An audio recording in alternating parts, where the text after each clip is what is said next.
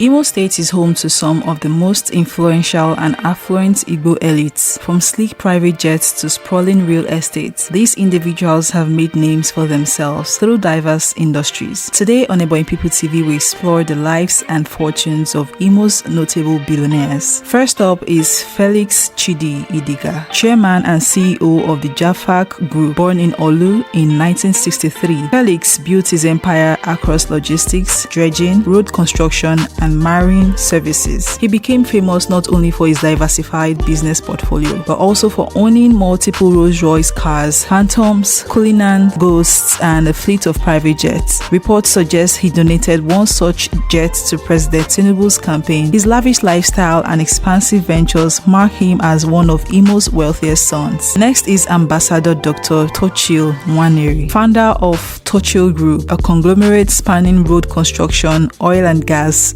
agriculture, hospitality, and rural development. As a respected diplomat and investment strategist, he chairs Enwell Microfinance Bank and heads the Africa Global Development Initiative. His global footprint earned him a Global Peace Ambassador Award in New York. Rochas Okorocha is the next on our list. He served as governor of Imo State from 2011 to 2019. Beyond his political influence, he is a savvy businessman behind the Rochas group of companies, which deals in real estate, education, and construction. His philanthropic arm, the Rochas Foundation, runs free schools across Nigeria, and Rochas, a school for orphans from many African countries. By 2025, his net worth is estimated at $1.4 billion.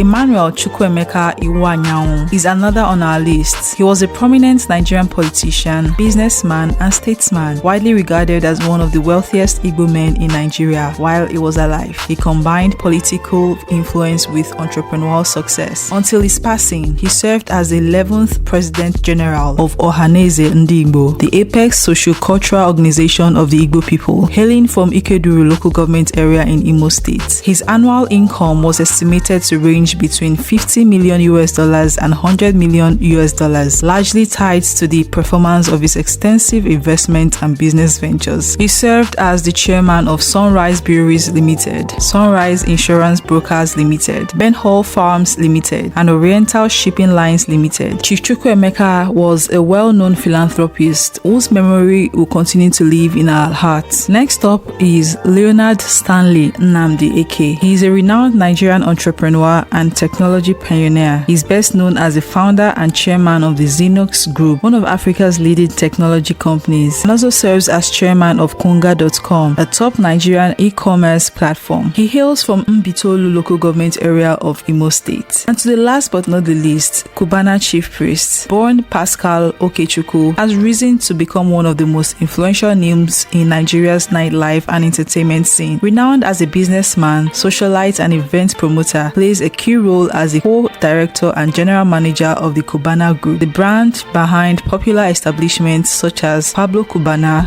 Opium Cubana, Grand Cubana Hotels, Rolex Hotels, and other top-rated lounges and clubs. Beyond entertainment and hospitality, he recently expanded into music, dropping his debut single titled More Money. His success has also translated into wealth, with his net worth estimated at around $17.8 million.